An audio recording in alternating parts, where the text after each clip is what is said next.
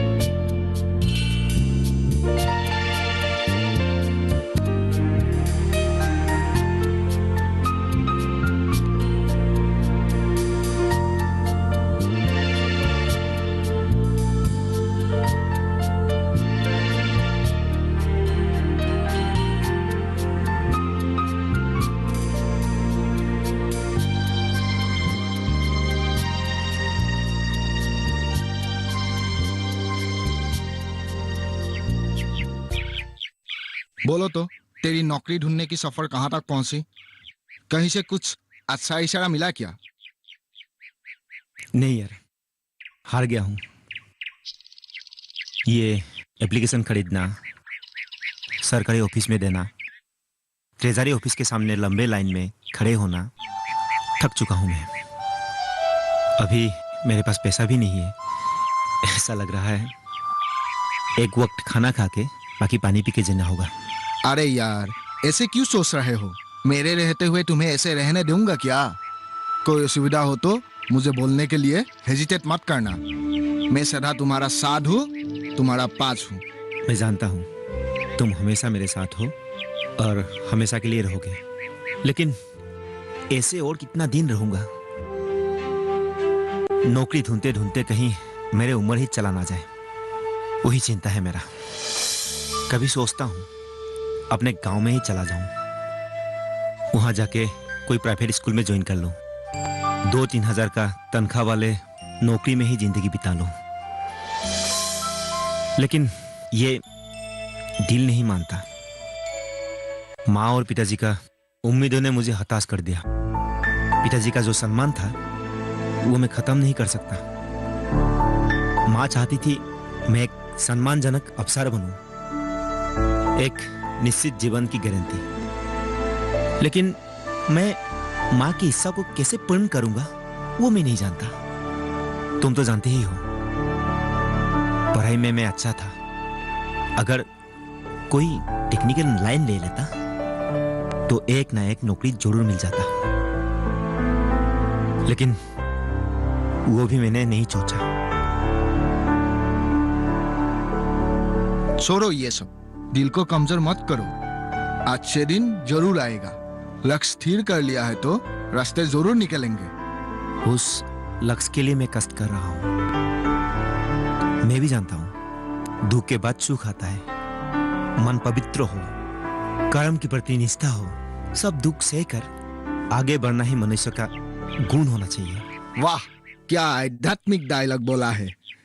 प्यार हो गया है क्या? कोई तेरा जैसा नौकरी ढूंढने वाला लड़की की शक्कर में पड़ा है क्या? बोलो तो, बोलो तो, कौन है कौन? क्या यार, क्या बोल रही है? प्यार और मेरे जैसा बेरोजगार के साथ? आजकल के लड़की इतना इमोशनल नहीं होती है। वो लोग लड़के से ज्यादा प्रैक्टिकल होता है।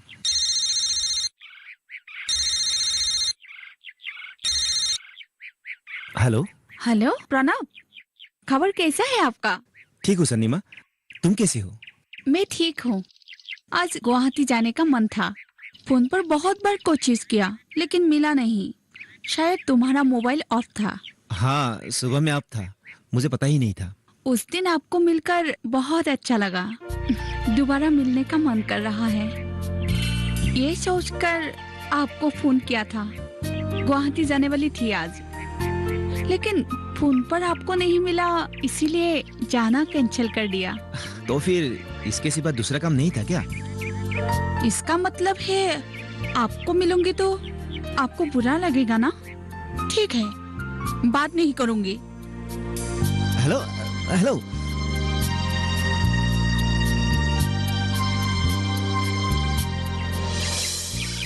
बेटा, इसी को कहते हैं प्यार। प्रेम में कभी कभी ऐसा अभिमान होता है। मुझको मालूम था कहीं तो कुछ गड़बड़ है।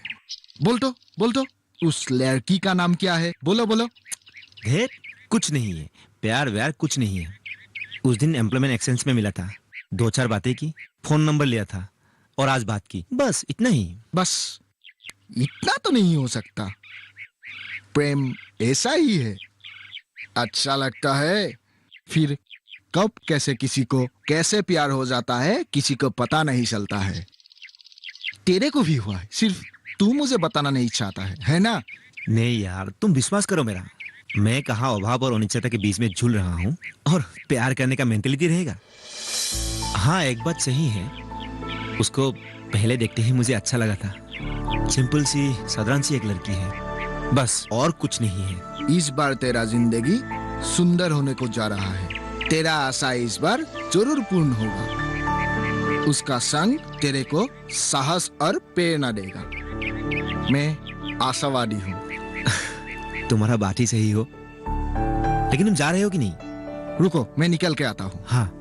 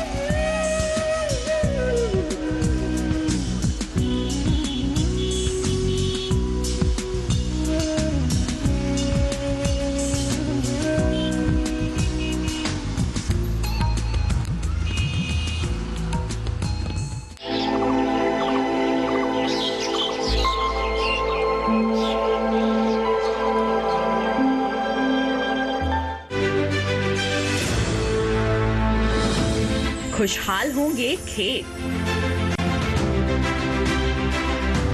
पशु भी रहेंगे स्वस्थ। सरकारी स्कीम का होगा लाभ, जब एक्सपर्ट्स का मिलेगा साथ, किसानों के सवाल, विशेषज्ञों के जवाब, अब सिर्फ एक फोन कॉल पर।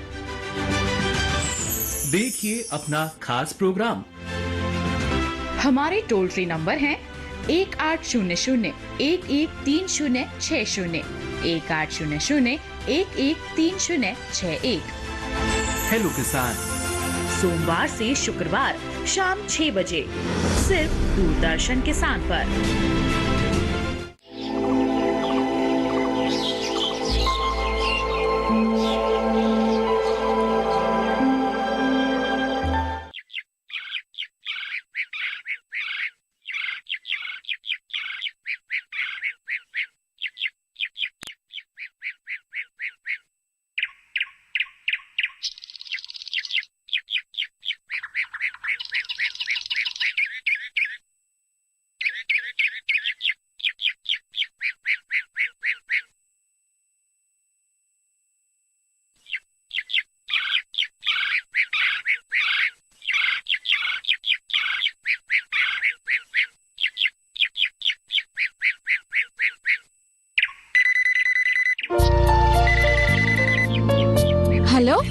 हेलो सलीमा, कैसी हो?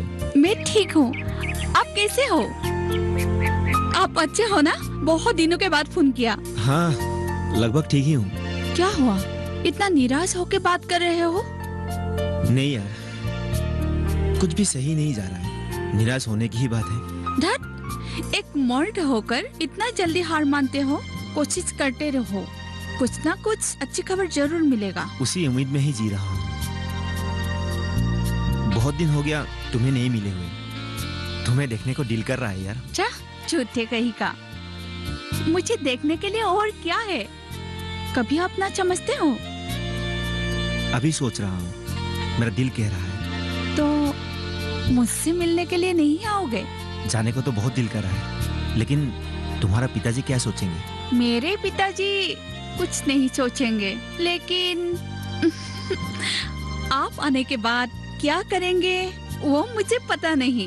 तो फिर नहीं जाऊंगा। बुरे दिन में सब कुछ बुरा ही होता है।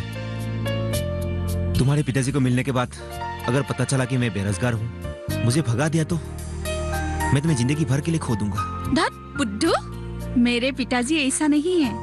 मैं आपके बारे में सब कुछ बता चुकी हूँ। जब आप आओगे अपने दामाद जैसी स्वागत करेंगे। मैं क्या उसके लायक हूँ? मेरा तो कुछ नहीं है। मेरे पिताजी को मालूम हो या ना हो, लेकिन आपके बारे में सब कुछ जानती हूँ।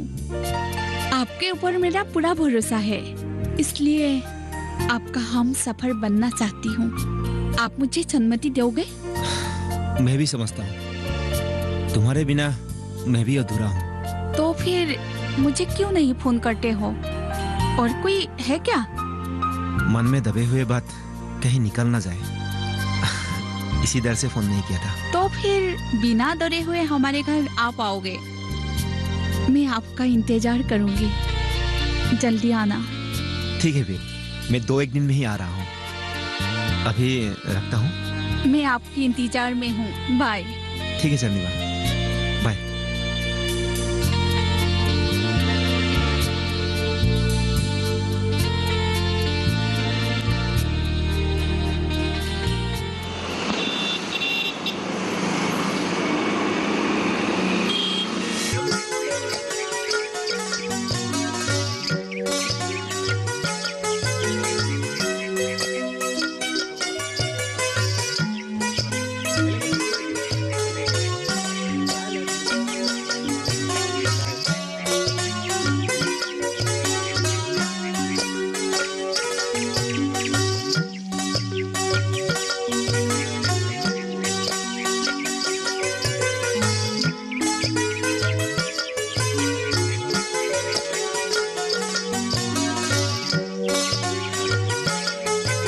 चाचा, इस गांव के पुलक चंद्र को आप पहचानते हैं? हाँ हाँ, मैं ही पुलकचंद दास हूँ। तुम कौन हो और कहाँ से आए हो? जी आप ही हैं। नमस्कार, नमस्कार। मैं प्रणव दत्त। मैं गुवाहाटी में रहता हूँ। गुवाहाटी में रहते रहते बोर हो गया था, इसलिए गाँव देखने चला आया। आपके लड़की चनीमा अच्छी तरह मुझे जानते हैं। ठीक है, आ जाओ। जी चलिए। बेटा बैठो। नहीं, आप ही बैठिए। नहीं नहीं, ठीक है, तुम बैठो।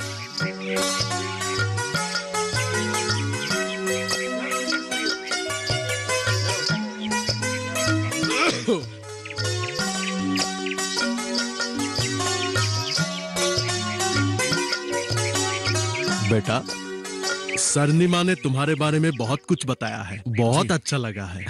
सरनिमा बेटी, जरा यहाँ आओ तो। कौन आए हैं देखो। पिताजी, कौन आया है पिताजी? अरे प्रणव, कैसे हो प्रणव? ठीक हूँ। पिताजी, ये प्रणव जिसके बारे में मैं आपको बताया था। हाँ हाँ, इसने मुझे बताया है। बेटा जी मैं चाहता हूँ सरनिमा को गुवाहाटी में एक अच्छा सा नौकरी मिल जाए जी। और अच्छा एक लड़का देखकर उसकी शादी करा दूं। तब मेरा चिंता खत्म हो जाएगा। मेरा क्या है, बूढ़ा हो चुका हूं, दमे से परेशान हूं, कब चल बसू पता नहीं। बेटी पहले इसको कुछ खिलाओ, सुबह ही सरा होगा बास पर, भूख लगे होंगे। नहीं नहीं, इसकी जरूरत नहीं है। अरे कैसे जरूरत नहीं है? पिताजी कह रहे हैं ना, तो खाना ही पड़ेगा। प्रणव चलो, हाँ। गांव देख के आएंगे। आप रुकिए। चलो। खाना खा के जाओ। बाद में खाएंगे खाना।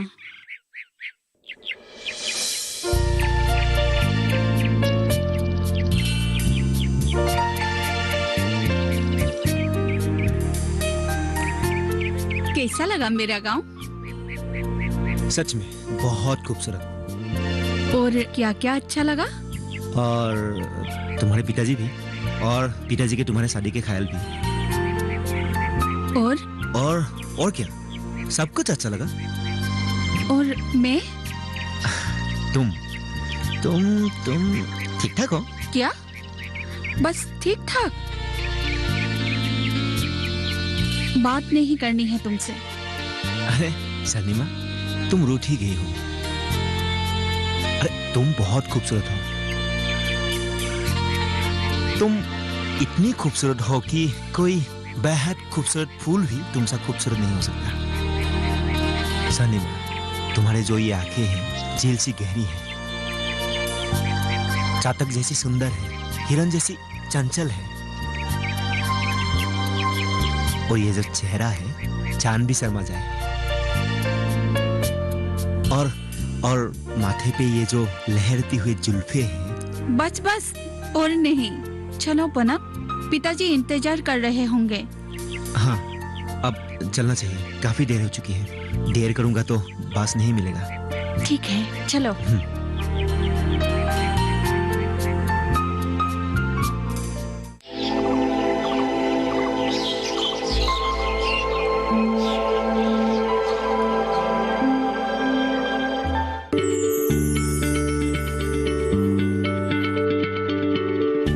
क्या आप किसी बीमारी से परेशान हैं? चाहते हैं डॉक्टर की सलाह? तो हम हैं आपके साथ। बताएंगे आपको जीने की राह। समस्याएं आपकी, समाधान देश के मशहूर विशेषज्ञों के। घर बैठे बात करें देश के जाने माने डॉक्टरों से। हमारे लाइव प्रोग्राम स्वस्थ किसान में हर शनिवार शाम 6 बजे से 7 बजे तक।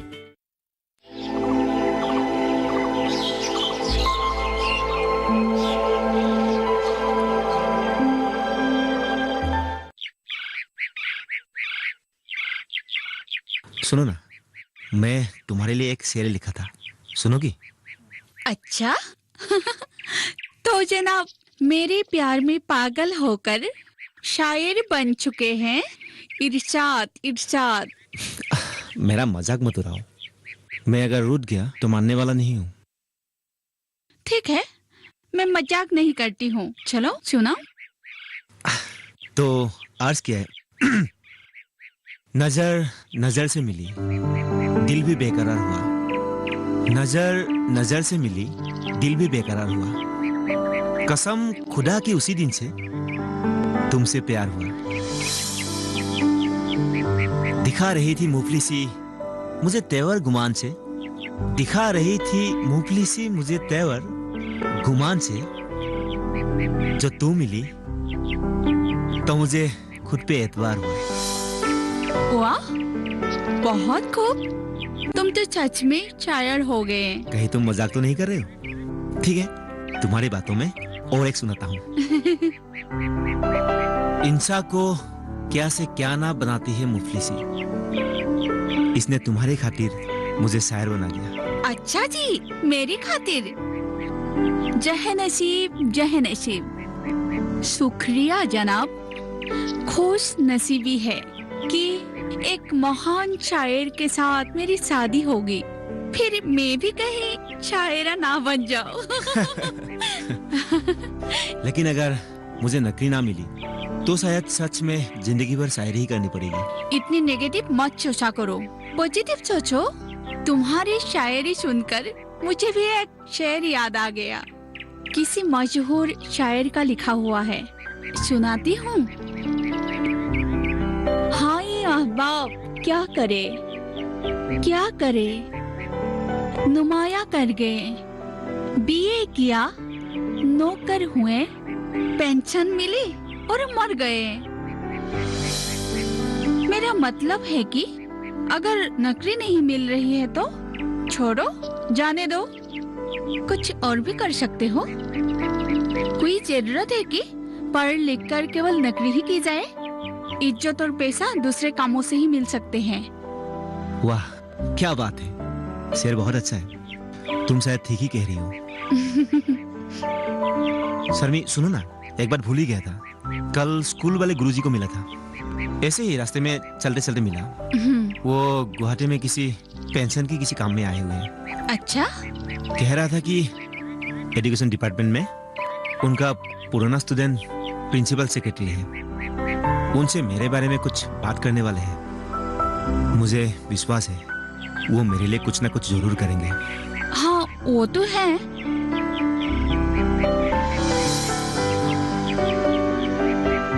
वो देखो प्रणव, उस बुरे आदमी को देख रहे हो? उसका उम्र 70 साल के आसपास होगा, लेकिन कितना शांत और खुश है। उनको देखकर मेरी अपने पिताजी के बारे में याद आ रही है। पिताजी की उम्र 7 साल के आसपास होंगे, लेकिन वो कितनी बीमारी और बूढ़े हैं। काश इस व्यक्ति की तरह वो स्वस्थ रहते हैं। अरे शर्मी, ये तो मेरा गुरुजी है। हाँ? तुम्हें अभी अभी जो मैं कह रहा था। चलो उनसे मिलके आते हैं। चलो। चलो।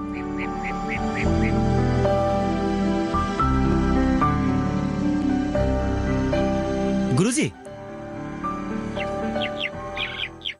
प्रणव, इधर आओ। पाले को गुरुजी। जीते रहो। कैसे हो बेटा? अच्छा हूँ। ठीक है। ये कौन है? ये मेरा दोस्त सन्नीमा। नमस्ते गुरुजी। नमस्ते। कैनावारी में रहती है। वो नौकरी के तलाश में अक्सर गुवाहाटी आया करती है। अच्छी बात है। आज दुल्लू हजारिका से मिला था। चर्चा तो बहुत हुआ तुम्हारे बारे में, लेकिन फायदा नहीं हुआ। क्या कहा उन्होंने? क्या बताऊं? तुम्हारी सारी बातें सुनने के बाद दुल्लू ने ये कहा कि आजकल हर डिपार्टमेंट मैन पावर कम करके मैकेनिकल इंफ्रास्ट्रक्चर बढ़ाने की योजना पर काम कर रहा है। इसीलिए आजकल नॉन टेक्निकल यूथ ज्यादा अनएम्प्लॉयड है। दुल्लू ने ये भी सलाह दी तुम्हारे लिए, अगर तुम नौकरी चाहते हो तो कोई मनपसंद टेक्निकल ट्रेनिंग ले लो। सो तो ठीक है गुरुजी। मैं जब तलाशने में ही 3 साल गुजर चुका हूँ,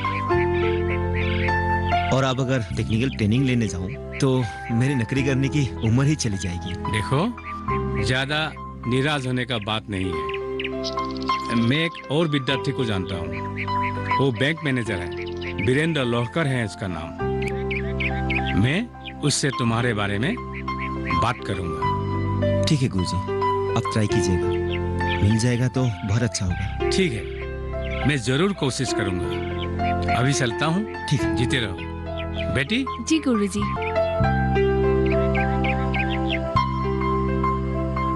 एग्जाम के बीच में तेरी माँ की मृत्यु से तुम्हें बहुत नुकसान पहुंचा है बेटा, मगर क्या करें, यहाँ तो ऊपर वाले के मर्जी के बिना एक पत्ता भी नहीं हिलता है। मैं 10th स्टैंडर्ड पास करने के बाद आज पहली बार आपसे मुलाकात हो रही है। मैं बहुत खुश हूँ। मैं भी बहुत खुश हूँ। दरअसल मेरा पेंशन 3 महीने से रुका हुआ है। अच्छा? मामला कुछ समझ में नहीं आया।